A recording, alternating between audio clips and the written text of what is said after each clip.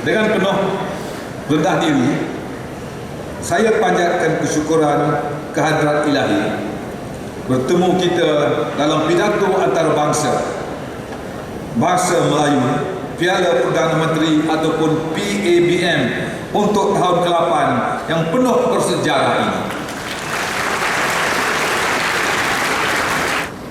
Yang amat berhormat Datuk Seri Muhammad Najib, Perdana Menteri Malaysia, dan yang amat berbahagia Datin Seri Rosmah Mansor, terima kasih sekalung budi kerana kesudian menjengah kami ke majlis pertandingan akhir PABM ini.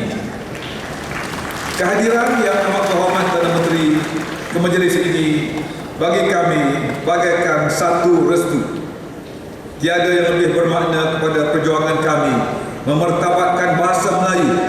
Andai yang amat berhormat Perdana Menteri sendiri menjenguk kami tanda membantu. Busuk di hutan sarang terkaku, angsana tumbang terkejut tempur. Sokongan Datuk Seri sesuatu restu, senyuman Puan Seri suntikan jiwa.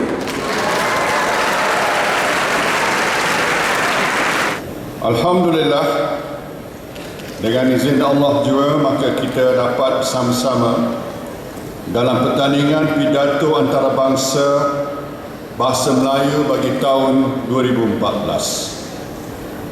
Alhamdulillah, pertandingan yang memasuki edisi ke-8 ini ternyata sudah menjadi salah satu agenda utama dalam takwim tahunan Kementerian Pendidikan dalam memartabatkan bahasa Melayu di pentas dunia. Semestinya saya sebagai pengasas kepada PABM berasa begitu gembira sekali apabila saya diberitahu bahawa jumlah peserta sudah meningkat kepada 80 orang dari 72 buah negara berbanding dengan hanya 24 orang peserta ketika ia mula diperkenalkan dahulu.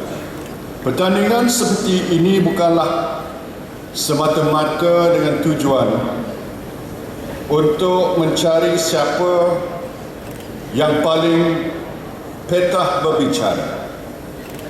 Malah ia merupakan satu pentas atau wadah untuk kita mengangkat intipati bahasa dan bahasa Melayu itu sendiri supaya kekal bitara dan relevan dalam arus globalisasi sampai bila-bila. Yang merah itu saga, yang putih itu salju, yang baik itu budi bahasa, yang indah itu bahasa Melayu. Dengan lafaz Bismillahirrahmanirrahim, saya dengan sukacitanya meresmikan majlis pertandingan akhir pidato antarabangsa bahasa Melayu Piala Perdana Menteri 2014. Nama saya Bridget. Saya seorang optimis. Dan saya berpikir bahwa dunia yang kita tinggali adalah dunia yang indah.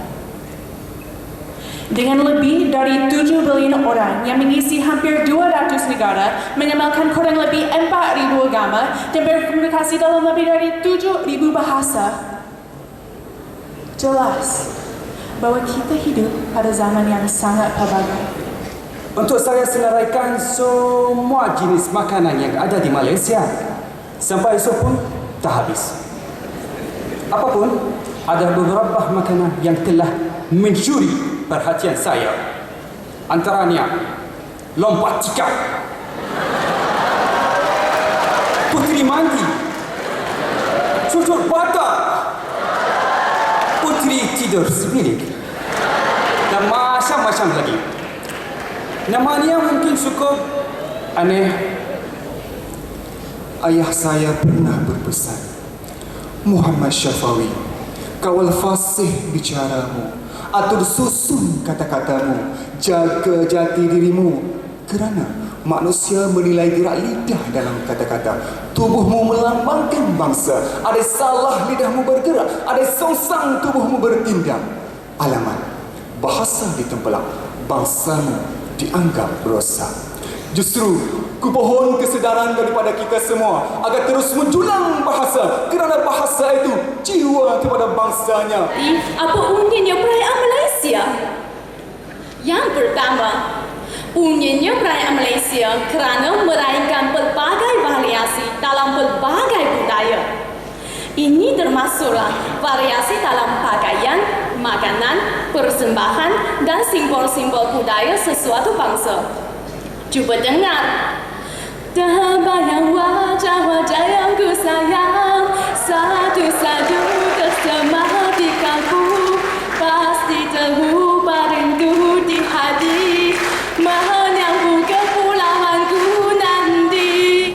Setiap bahagian dunia sangat berbeza dan istimewa. Dari 17 negara, Malaysia dan Australia adalah antara negara yang dianggap mega diverse dan mempunyai 20% flora dan fauna dari seluruh dunia, termasuk haiwan seperti orangutan, kangaroo, pelbagai haiwan yang berbahaya dan berbisa, tidak terkecuali buaya darat. Jadi, jika saya didatangi dan diganggu dengan buaya darat, saya akan memberi tamparan buaya. Dalam The Bible, The Quran and Science, saintis Perancis Dr. Murray Bukai merumuskan, Tuhan mencipta alam ini syarat dengan matlamat. Bukan sekadar untuk ditatap dan dilihat, tetapi untuk menjadi dalil keagungan Rabbul Jalil. Dalam Al-Mulk surah ke-67 yang mempunyai 30 ayat, kita diundang untuk melihat burung yang terbang dengan kepak yang terbentang. Kita diseru berfikir dan mentafsir dari setandus-tandus gurun pasir sehinggalah ke deras air yang mengalir. Kesemuanya milik Dia. Menurut Kamus Dewan, pendidikan membawa maksud perihal atau perbuatan mendidik. Quality merujuk kepada darjah kecemerlangan yang tinggi. Insan pula ditarifkan sebagai manusia yang sempurna, manakala integriti merujuk kepada kejujuran, keikhlasan dan ketulusan. Sesuatu kita perlu fahami bersama bahawa asas kegemilangan sesebuah negara bukanlah hanya diukur pada kemajuan infrastruktur sahaja. Menerusi pelan induk pembangunan pendidikan, institusi sekolah sentiasa ditambah baikan, sekolah kebangsaan diperkasakan, jurang pendidikan dirapatkan, sekolah wawasan diwujudkan, semuanya untuk menyemai budaya kecemerlangan dan semangat perpaduan ke arah satu Malaysia yang digagaskan. Dalam era kemodenan, sekolah bestari menjadi pilihan. Aplikasi ICT banyak digunakan, malah pedagogi guru mampu ditingkatkan. Hakikatnya, institusi pendidikan Malaysia terbukti cemerlang. Muhammad Yusof dari Thailand.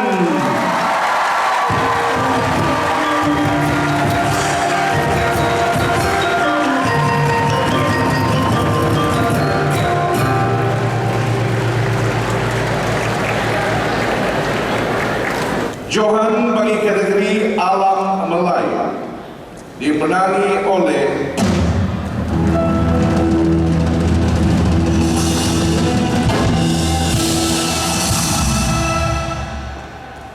Selamat Nur Anom dari Indonesia.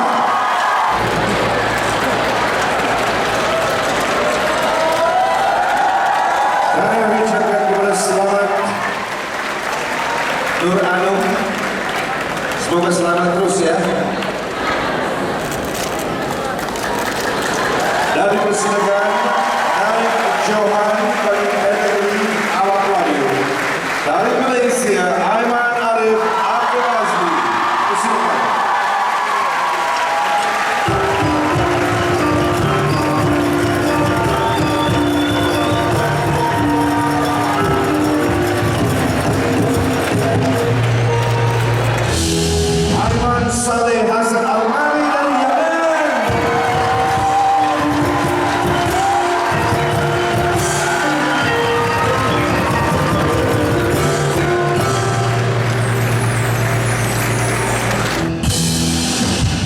Chen Nan dari China.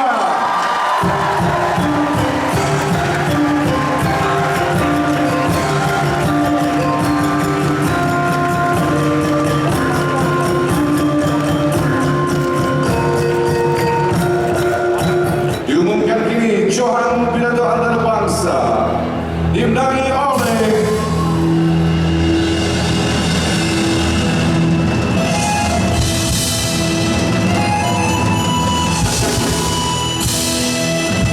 Sally Jane Hill, Australia.